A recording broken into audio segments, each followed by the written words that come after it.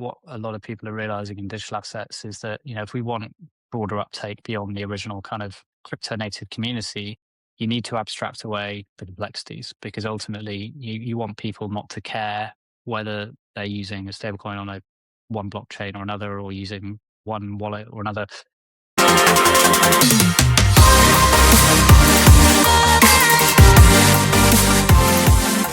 Hello, everyone, and welcome to the Future of Finances Open podcast. I'm Ian Horn. I'm joined by Aaron J. Katakam as ever. And today we're going to be speaking with Mike Ringer, founder of Restabilize. And now, Aaron J., I'm going to open this by asking you a quick question here.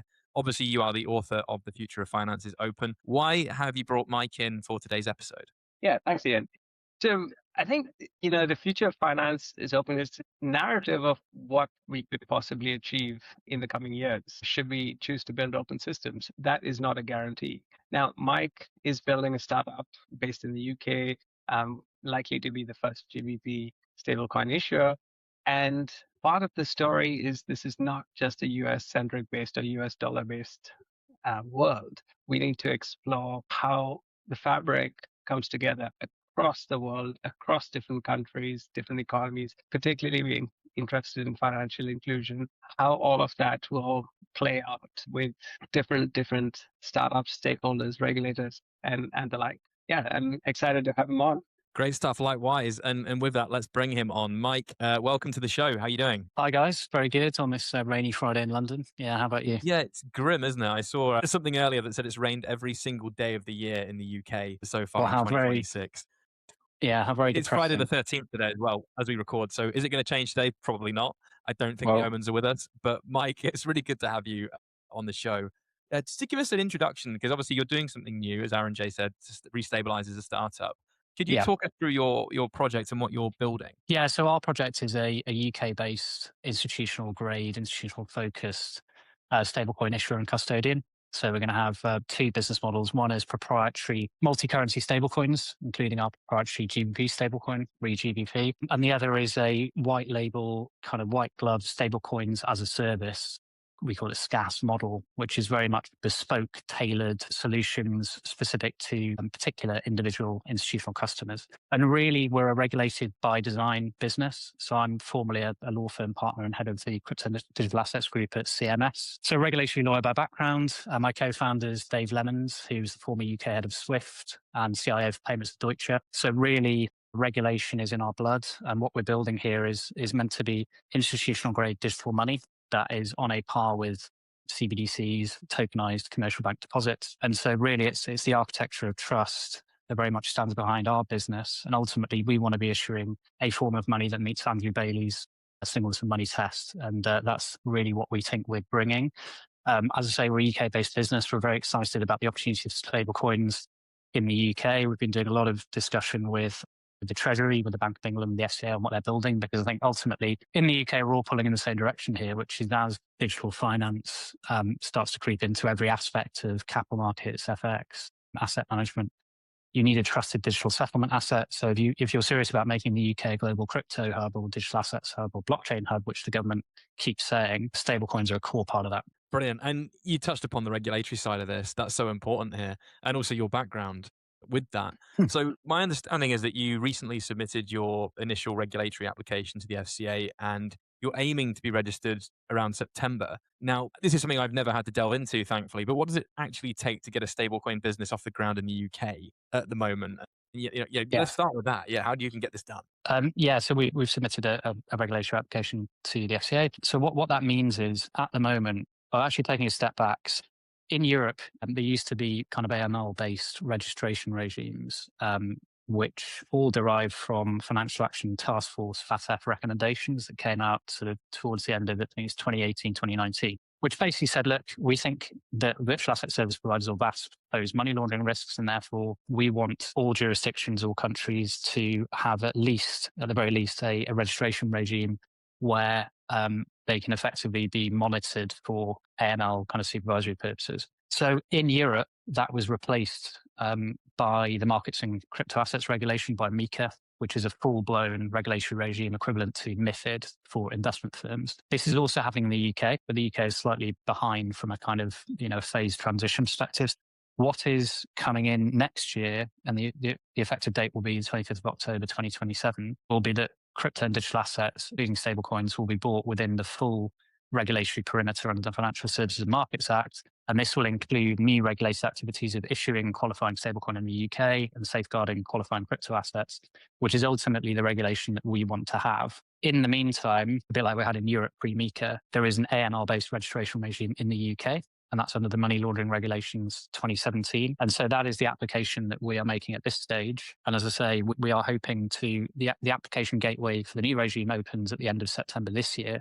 So, our aim is to be registered by the time that regime comes in so that we can promptly submit our application for the future looking regime. In the meantime, say, hopefully on the grounds of registration by the FCA, if we get there, we can start doing business. And we've had our financial crime framework effectively assessed by the FCA, which is obviously a core part of general compliance. So that's kind of the regulatory roadmap for us, how it fits into the broader picture in the UK. And we think that for the UK, the new regime, the full investment firm type regime, is going to be the unlock for institutional use, because ultimately at the moment, it's very difficult for risk and compliance teams in big TradFi institutions to get comfortable when counterparts they're dealing with are not subject to full regulation. So, we're delighted from a business perspective, this is coming in. Yeah, and I'll pass over to Aaron J in a second, but my understanding there is that there are two processes you've got to go through. The second one, though, should be more intuitive and straightforward than the first, if I'm not mistaken. So what we're doing is, we're very much building the business to be compliant with the future-looking regime. So there are a lot of different aspects that get assessed as part of a full regulatory authorization application as opposed to registration. So things like governance and operational resilience and senior management regime and things like that. So what we've done is we've read all the consultation papers the FCA has been putting out over the last year. We are designing the business to be, as compliant as possible from day one with that future-looking regime. Pending finalization of the rules, we're also building flexibility into the tech stack to account for, changes in the FCA's position when it publishes the final rules later this year. So yeah, very much, I think for a lot of businesses who probably got registered under the MLRs, a few years ago, it'll be a huge uplift for them to comply with the full authorization regime. That's very much been on our roadmap from day one. Great. And Mike, you mentioned the singleness of money. Yes. Andrew Bailey's test. So Yep. just for our listeners, can you just elaborate on, what that is, how you see the differences between the different types of digital money, as you're calling Yes. it, as we know it, and how you plan to pass that? Absolutely, yeah. So the Bank of England recently, who I'll just call the bank, have now recognised that they want a multi-money system for the UK. And what they mean by that is there are three primary forms of digital money, as I said. So the central bank digital currencies, CBDCs. There's tokenised commercial bank deposits, which are simply a digital reflection of your deposit with a bank like HSBC or Lloyds. And then you have stablecoins. Now, the singleness of money concept relates to the fact that a pound coin in your pocket should be worth the same as a pound at Lloyds Bank, should be worth the same as a one GBP-backed stable coin. That is only possible if that stable coin is redeemable at par, maintains its peg, sufficiently liquid that people are able to actually redeem within a short time frame, and that redemption is open to all holders irrespective of who you are. And so the regulatory regime that the FCA and the Bank of England are being built with these things in mind, that it introduces the necessary safeguards that a customer knows that one regulated stablecoin is worth the equivalent of £1 in your pocket, effectively minted by the central bank, and is worth the same as a pound in your bank account.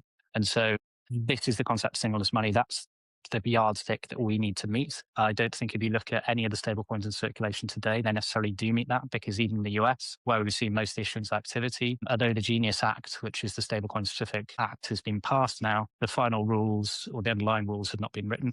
And so everyone in the market at the moment is operating subject to things like state level trust charters, which are non-stablecoin specific. So you have questions around, well, can you really say that stablecoin issued by that entity is passes the singleness of money test? Does it meet the test that I've just mentioned? You could argue that it wouldn't. Whereas I think the stablecoins that we're designing to comply with the future-looking regime of the SVA will satisfy that test. That's awesome. And in our previous episode, we had Tony McLaughlin on, and he spoke about the maturity of the card networks today. When you go and present a Visa, MasterCard, somewhere else in the world. The merchant accepting it is not trying to figure out whether the issuer of the card, back XYZ, and say that is good for the money. So we have some ways to go in the world of stable coins before we get to that phase. But I Yeah. would imagine that's the direction of travel, and that's sort of the point at which mainstream adoption will likely happen. Yeah, I completely agree with you. I think what Tony's building at Ubix is fantastic. Even I, as my co-founder, have talked to Tony already. I think we share a lot of the same visions for what stablecoins could be and what we need to get us there. So I think Ubix is a clearing system for stablecoins, and ultimately this is about it's about liquidity, it's about interoperability, it's about ensuring that holders can always effectively redeem their stablecoins, because you can have participating joiners of the network, or banks, or whoever it is who are members of the network rather. And in order for that to happen, them to be able to be comfortable to act in that capacity, they need the stablecoins to meet certain criteria. So for Ubix as a clearing layer, there'll be eligibility criteria that attach to those stablecoins. And that's something very much that, we're building for, because ultimately, if the members of the network don't feel that the issue is good for money and they can't redeem directly because they're worried about backing assets, are they really there? Are they one-to-one? Has this thing lost its peg in the past? Is it sufficiently operationally robust, all these kind of things. This whole trust ecosystem, the clearing layer, only works if there is trust in the underlying stablecoins that form part of that network. And that's the standard we're holding ourselves to. Yeah, absolutely. A really great point there. Let me move it on slightly to look at the whole, the Britain situation, because when we talk about stablecoins, they're primarily US dollar backed. In the UK, as we know, historic financial hub, still a powerful one. But we've got, and I'll say we've because everyone can hear the accent. But we've got, no real footprint in the global stablecoin market, at all. Yes. So why has the UK lagged so far behind? Yeah, I mean, look, ultimately, the reason we haven't seen GBP stablecoin adoption, and it's not to say that there aren't any GBP stablecoins at all, but none of it what anyone would regard as a meaningful level of circulating supply. So why is that? It's the lack of regulation. So ultimately, I think, well, there's a couple of aspects to it. Why has it happened in Europe? So you've now got Euro stablecoins, but not in the UK, and that is purely about regulation. So when the MiCA regulation came in, that provided a licensing framework for stablecoin issuers. So you've seen uptake. Now, I think there's a lot of problems with MiCA. There's a lot of reasons that it's hampered the scaling of euro-denominated stablecoins, and that this is causing a lot of concern in Europe, that effectively you're getting dollarization via dollar stablecoins, because the Europeans have made it very difficult for the stablecoins to be issued and used effectively in Europe. The reason that dollar stablecoins obviously dominate to some extent is because ultimately this is the global reserve currency.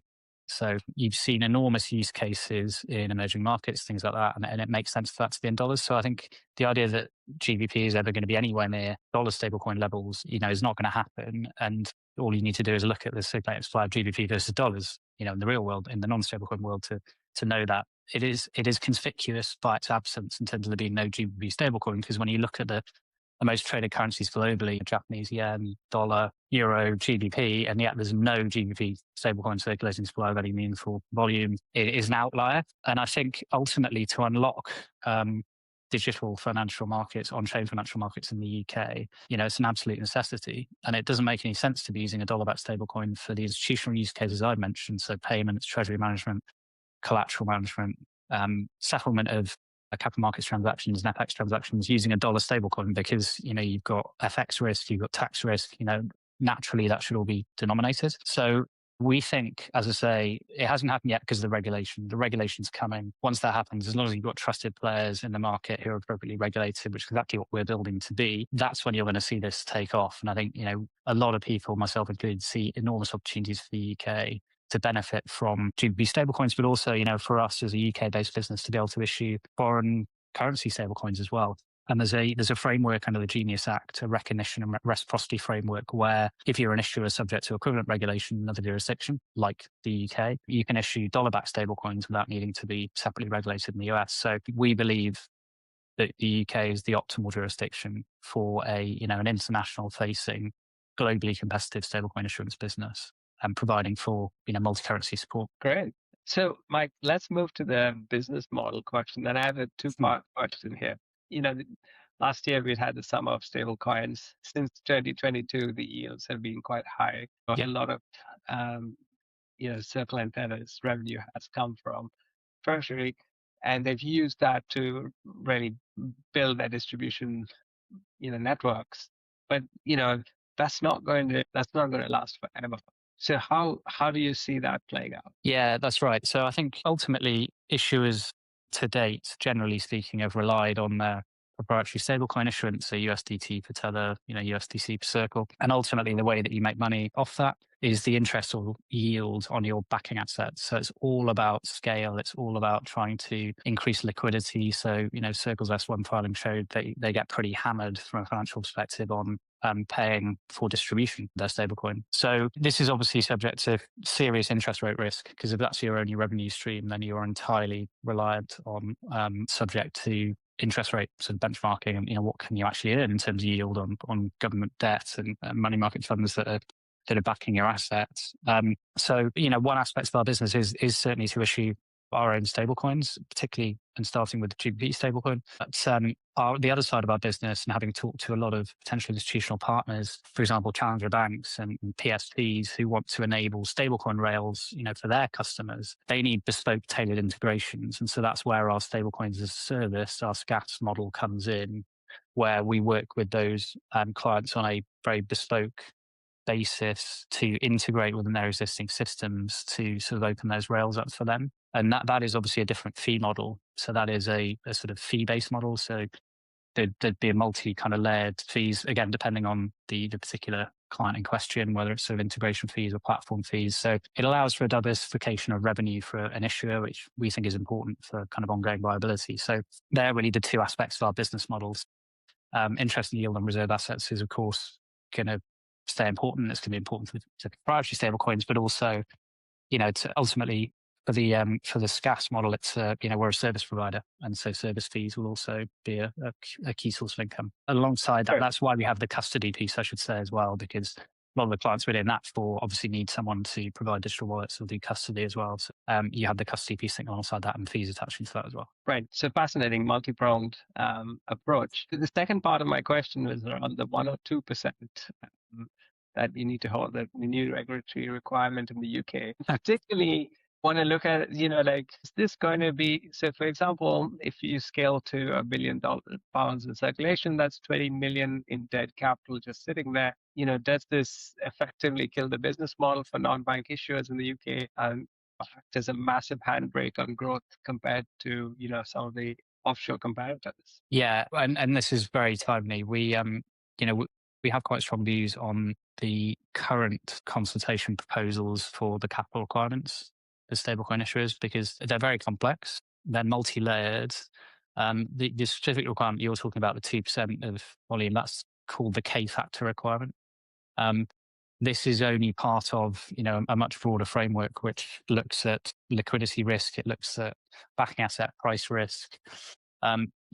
We believe, it's our personal view, and we've talked to the FCA about it, is that we don't see the K factor capital requirement as being necessary in light of all the other capital requirements and protections that are already in the proposals. We think to the extent it is retained, although as I say, our standpoint is we don't think it should be, we think it's too high a level. So yeah, we've done a lot of financial modelling, obviously, as part of building the business, projecting revenue, and it does make it very challenging. I think if you compare it to other jurisdictions as well, we think it's harder. And again, if we want UK businesses to be competitive, I think regard needs to be had to that. And again, it looks a lot heavier than the equivalent in other types of industries.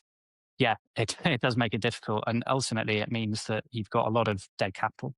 You've got businesses, particularly startups and scale-ups, who need to go to external investors earlier, asking for more money just to park it, in a capital account. So there's lots of reasons why, we think it's challenging. And, we do hope the proposals will change. The regulators have been great in terms of being listening mode. So we'll see where we get to. But, in their current form, they are challenging to comply with. So that's one for us to worry about. Got you. Really interesting. Another thing, should we move on to interoperability? It's a word I'm always happy to pronounce correctly. We discussed the friction of moving assets between different self-custody wallets like MetaMask and Trust Wallet and across different chains. So how does Restabilize handle this fragmentation? Because that's naturally a bit tricky, right? Yeah, it is challenging. I think it's something that issuers need to bear in mind. And this is exactly why, we think that things like clearing layers are going to be so important. So there's lots of interoperability solutions out there. I think they're far more advanced than they were a few years ago. But I think ultimately, UC Circle is live on tens of chains. I think we obviously want to build up and be available on as many chains as possible. I'm not a fan of wrapped tokens, which is one way of kind of crossing chains, because ultimately you're creating a new asset. It's effectively a derivative. There's lots of problems with that. There are other cross-chain interoperability solutions, but at the moment it's a challenge that that the market, the ecosystem has to deal with. I think we are moving in the right direction on a number of fronts on it. We're part of that conversation, but we do think that kind of things like the clearing layer are exactly what allows for interoperability to kind of spread, because ultimately it's not a single issue as to solve, it has to be an ecosystem thing. And, we can't do it in isolation. So lots of conversations ongoing about that, lots of very clever people working on it. So, I think in a couple of years' time, this will all be a lot simpler even than it is today. And I think even if you look 2 years back, we're in a lot better place than we were. Yeah. Fair enough. I was going to say there's also kind of a challenge where you've got different blockchains with different permissions. How do you balance like the openness of like the Polygon network with the strict compliance that's required by the FCA? Yeah, and look, I think ultimately for stablecoins to work and realize their true potential value, then public permissions blockchains are the way to go. And the way you control that is with our stablecoins, the smart contracts give us control, so that even though these things can be traded on the secondary market and we don't have control over whether a primary issuance client then trades that on the secondary market with someone else. We have transaction monitoring tools in place. We have tier one providers who allow us to transaction monitor on an ongoing basis, ecosystem monitor. We retain control over the tokens we mint because we've got the smart contracts controls in place. So we're building the tech with compliance in mind. So we don't think that private permission blockchains are the future because of exactly this walled garden problem that we're all keen to avoid, and the interoperability issues around that. We are building our technology, our architecture with a view to regulatory compliance and security in a public permissionless world. Yeah. And how do we move past sorry, just quickly, how do we get past that perception? Because obviously it's just that certain bad things can happen on a blockchain, but it's not that being on a blockchain is bad. But what kind of mind shift is needed? Yeah, Aaron J, was that what you were going to say? Similar, but I'll follow to that. Yeah, and I think it's like this, isn't it? I mean, ultimately normal money can be used for illicit purposes. That is not a reflection of the money being bad. It's a reflection of bad actors. So it's really about how do you introduce controls. And I think this is why it's so important that, if I say we as a stablecoin issuer are regulated, if none of the rest of the market's regulated, we're in all sorts of trouble. And so this is why, what the FCA is doing, what the government's doing, what the Bank of England's doing, to have a comprehensive regulatory regime that regulates every aspect and all types of market player in digital assets markets. And ultimately, this is what we're seeing globally. MiCA regulation does the same thing. As regulation proliferates, then these issues become less severe. They look worse now in crypto and blockchain than they do in traditional finance, because the whole of traditional finance has got 50, 100 years of regulation behind it. This is all quite new in this space. So we certainly do what we can and what we feel is appropriate from an issuer perspective, but it needs intermediaries to be regulated as well. It needs custodians to be regulated. It needs them not to be onboarding bad actors, etc., who've got access to wallets, that kind of thing. So there's an obligation on everyone in the ecosystem to play their part. The unregulated world is getting a lot smaller. The kind of tide's coming in, there's fewer places to run. So I think the actors who have been keen to kind of jurisdiction hop and just go where there's no regulation, they're running out of space. And, Mike, I was just going to touch on that point of the open public blockchains. Yeah. I've, the podcast is called The Future of Finance is Open. So it's the book. And, I really feel that's very strongly. Yet, with the geopolitical issues between, namely the US, China, Russia, and others, a friend of mine told me, I hate to break it to you, but the future of finance is closed. Yeah, look, I mean, I think this is the geopolitical stuff that we're witnessing at the moment is frightening to some extent, because I think ultimately, we want all this to be open. I think we're seeing a bit of a retrenchment. I mean, I studied history as an undergrad. I think nothing is new in this world. Everything has been seen before in some other guise, and all these things are cyclical, including economics, including political dynamics. So, we're in a position now where you are seeing a bit of retrenchment, certainly on the US side, China. So all this has to be viewed through a geopolitical lens. I think the way that the US looks at this, and Scott Bessent's been very open about it, is supporting dollar stablecoins as a way to reinforce dollar dominance. So we're seeing a lot of this. We're seeing a lot of concerns in Europe, as I say, around the dollarization. Very interesting to see that China with the digital yuan and be able to pay interest, that's a really interesting kind of policy shift from them, because crypto was completely banned. But again, they want to maintain state control over this. Well, the US has said, because of its underlying philosophy, we will never ever have a CBDC, because we think that's like state surveillance and what have you. And so it's better in the private sectors. I think, yeah, you see all these different philosophies playing out through stablecoin policy. It's almost, it's very interesting to watch how the regulation, I think, is underpinned by different political and monetary sovereignty points of view. I think in Europe, again, it's forcing issuers to localize. It's making sure you've got reserves in Europe. There's caps on non-euro stable coins. And you can see, again, there's a policy driver for all of this. So it's very difficult because, for a single jurisdiction, it's hard enough. But when you look at the fact that you've got, state actors looking at this from a very different perspective, how on earth does one get interoperability on a kind of global level, and what does that look like? And it's a real challenge. And ultimately, this all comes down to the kind of global standard setting bodies who, we have to have coherent frameworks across jurisdictions that where there is some regulatory equivalence. I think ultimately the right way to go is equivalence and recognition, so that you can not force issuers to localize, provided they're subject to private regulation elsewhere. And all of this just doesn't fragment liquidity. It doesn't box things up. It doesn't put up geographic walls, because everyone signs up to the idea that, you trust your neighbor. But that becomes very difficult when, you talk about China and the US. I'm not sure how much trust there is there at all. So, look, it's a broader geopolitical, macroeconomic question. Yeah, but speaking of dollar dominance, currently, 97, 98% of stablecoin is US dollar. Yeah. Dominated, right? So when you look at emerging markets like Nigeria or Argentina, where stablecoin adoption is high, for payments and store of value, one is, do you see this trend accelerating? And two is, what is how do these countries respond? Like, what would effectively lead them to a dollarization? Yeah, I agree with that. And I think, core use cases and where stablecoins have proved to be effective is where you have economies that either have less stable currencies, and or access to banking is more restricted. And because obviously, to the extent you just need a mobile phone of a wallet, then this potentially is great for financial inclusion. I think on the flip side, because this is all in dollar stable coins, there is a risk for those jurisdictions, again, about loss of monetary control and monetary sovereignty, because no one is using the local currency. And I think, you and I chatted about this briefly before, but yeah, from my perspective, it shouldn't be the case that these jurisdictions close the door because of the obvious financial inclusion benefits that stablecoins would bring. I think, they need to embrace the fact that this is the direction of travel. This is the new world, and ultimately support issuers of local currency stablecoins, so that you're getting the benefits of financial inclusion, allowing more people to have access to money, but supporting local stablecoins so you're not having kind of currency outflows would be, to my mind, the only real way they can do this in a way that continues to protect their economic position, but while also not shutting the door on the benefits that stablecoins can bring. Yeah.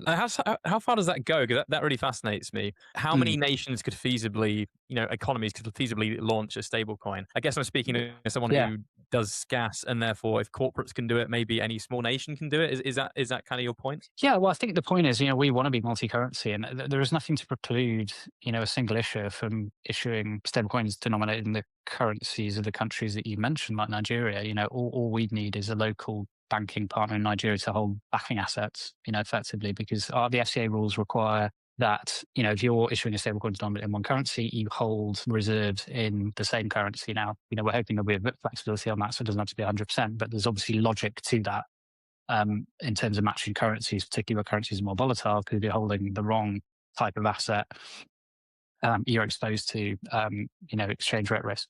So there's nothing to stop it, and it wouldn't necessarily need to be a local issuer, and it wouldn't necessarily need to be anything state-backed. The point is that as long as the regulations allow it, you could have foreign issuers who are doing multi-currency. So ultimately, it's our ambition to be servicing, LATAM customers through LATAM stablecoins. Where there's a market for it, we think it's eminently sensible, and really, it's all about, from our perspective, the only thing that changes is making sure that we've got a backing asset custodian that can hold the right types of asset. The technology doesn't change, the regulation doesn't change.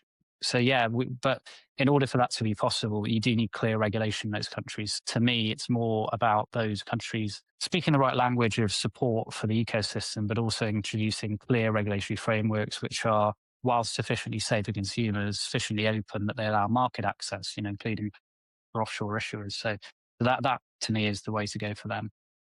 And so one of the things I'm hearing, Mike, is that even though the UK is late to the party in terms of the regulation, there is because it's able to look at what's happened, what's gone before, and Yeah. adapt.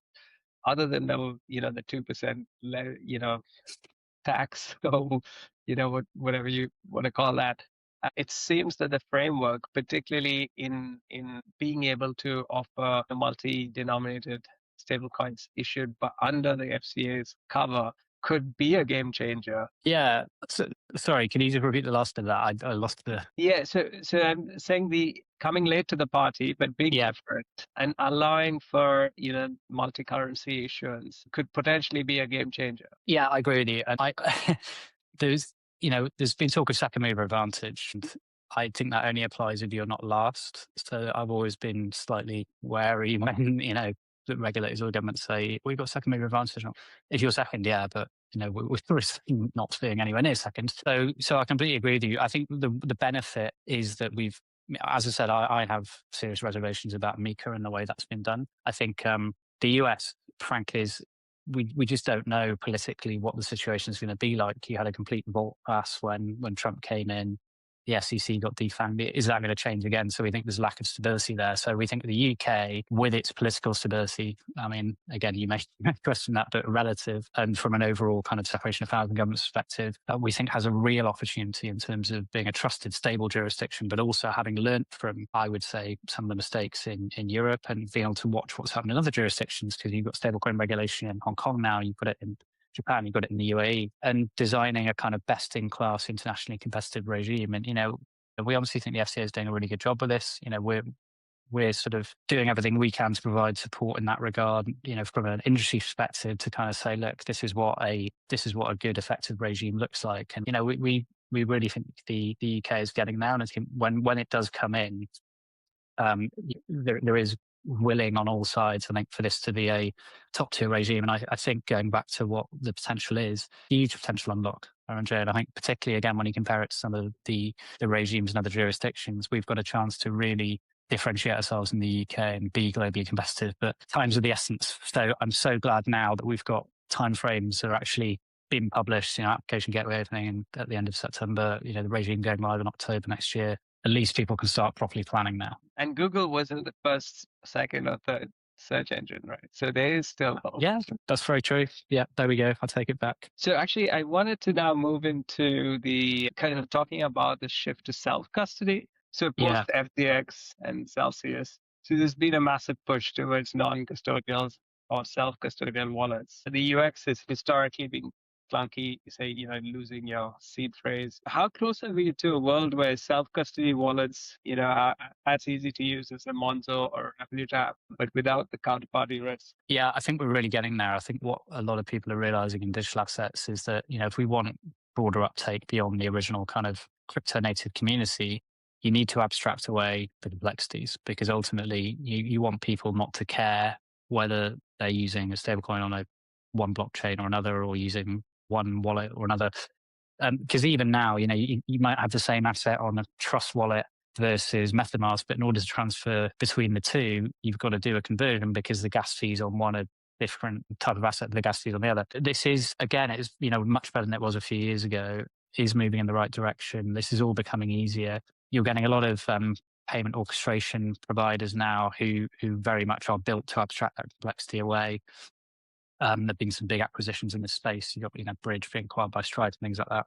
We think the solutions are coming. I think ultimately self-custody, again, used to be incredibly difficult, because there's all these horror stories of people losing seed phrases because they've had them stuffed into the bottom of a fishing rod, their mum's thrown away in the tip, and that kind of thing. And I think there was questions around, but if you have a password reset function, then someone's got to be controlling that. So have you really got control of your own keys if you can log in and reset your password? But these solutions are now being built, so it means that the MetaMask or whoever it is who's a creator of the wallet infrastructure, although they've built in this capability, that does not mean that they have any admin control, if you like. So all this is becoming abstracted away to the point where ultimately, and Tony's all about wallets will replace bank accounts. People are going to have a digital wallet where they can transact with other digital wallets, even if it's not the same type, in a seamless way. So a bit like, you're sitting in a cafe and your friends banks with Monzo and you're with HSBC, that you can just ping a payment from your phone. It's not going from phone to phone, but if you know what I mean, you can make a transaction between two bank accounts. Ultimately, we all want to end up in a world where you can transfer digital assets in the same way. And as I say, I think we are getting there. These technological advances have been impressive, but it's as much about the UX as it is about the the technology, and that's all being improved. So certainly trending in the right direction. Still a long way to go. Ultimately, I agree with Tony's vision of a future wallet world. You see, I love this because I haven't actually mentioned yet that I'm the CMO of Ubix as of 2 weeks ago. So this is great, Mike. No That bit way. stays in. That bit stays in. Yes. Yeah, there we go. I didn't prime you for that. We Yeah. need to keep the back. No. I did not prime you for that. For anyone But to listening, put- it's genuinely true. I did not know. Amazing. Like- Anyway, I'll stop. Tie this up with one final question, and to build on the wallet point. The central thesis of Aaron J's book, the future of finance is open, is that we're moving towards a world where everyone has a wallet instead of a traditional bank account, as you were just saying. Regulatory compliance is highly automated by AI. So from your perspective, being a former Binance team member and a traditional finance lawyer, is this vision kind of realistic within the next 5 years, or by 2032, which is the year of Aaron J's book, the fictional setting of his event that he talks about? Yeah, I do. I think, as I say, there's so many advances happening so quickly that even if you look back to 5 years ago and all the advances we've made by then, since then I think the pace of change is astonishing. So I think 2032. There's a lot of projections out there, but I really do think we're getting to a point where it is.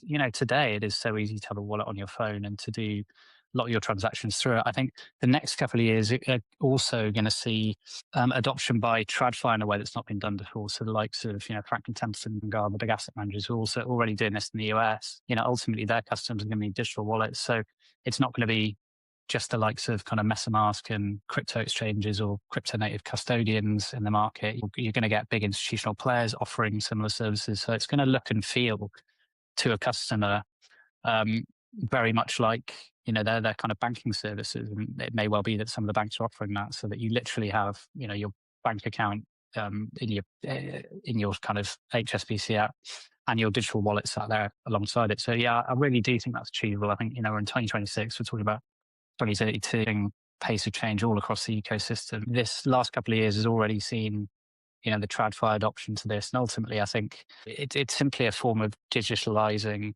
markets, bringing immense benefits. The regulation's been key. That is now coming in. There's nothing to stop this vision being realized, I don't think, because you have the brightest people in the world from a technical perspective. You've got the regulatory clarity and the certainty. You've got the consistently demonstrated use case benefits. So, I'm bullish. I've got to be, but I genuinely am. Yeah, no, I think that's fair, Mike. I think when I think about this, what I see is that the regulators, in many ways have been forced to act. Momentum of DeFi has been so great, and even though they were able to shut down Libra DM, and it just was like whack-a-mole. You can't stop everyone, and so I think it's that ultimately that and it's important to have regulation, for society, for all of the, for this adoption of this technology, because otherwise, it's the Wild West, and we've seen already what happens when that's the case. So, I see that the thing here ultimately is, is it going to be, distributed fairly, in this Yeah. disruptive phase? Are we going to have, what I truly believe and I want to see is that customers are empowered, where, Mhm. that shift takes place, and, rather than more, oligopolies and more controlled by, big, whether it's GSIB or big tech or that sort of thing. How do you see that playing out? Yeah, and I think again, as I mentioned, Ubix, but Tony's doing a kind of multi-issuer system. We don't want Tether and Circle to dominate stablecoin supply. I don't think that's good for anyone. You want a kind of pluralistic market. You want multiple players in an ecosystem that fits together in an interoperable way. So, I think the future of this, it needs to be democratized. I think that is good for consumer protection. I think it's good for technological innovation as well. So, we don't want to be the only stablecoin issuer out there. We want to be, the best from a kind of credibility and a regulation tech perspective. But we don't think it's right that we do this on our own. And I think as you say, this technology ends up subject to regulation that kind of restricts it in access to it, crucially for customers, in the same way as traditional finance. And we've failed ultimately because we don't want to end up in a position where a business today in LATAM who's using this for remittance or as a store of value, because regulation comes in, they no longer get to access that. So it's about striking the right balance, recognizing that this technology, stablecoins in particular, have wonderful potential for financial inclusion, but we all need to keep in mind that this technology, the regulation, all needs to be developed with a view to not stifling that, not hampering that. And it's always a delicate tightrope to walk. And it's a difficult one for regulators and for governments to get right. But I think it's really important that we have voices like yours that keep that message front of mind, because it's too easy for people to get siloed. And, I actually, I just said traditional players coming to the market, but it's not really about that. It's about taking a step back and saying, how do we keep ensuring that we're mindful of the broader financial inclusion benefits to all of this, which are, demonstrable already and so important. Mike, thank you for that. I think that's a great point to wrap up on. But quickly before I bring this thing to an end, Aaron J, any final thoughts before I say a few words? Yeah, thanks, Ian. This has been a fascinating conversation, Mike. Thank you so much for joining us. It's, one that goes deep, and, I want to listen to this again to really unpack some of the things you've said.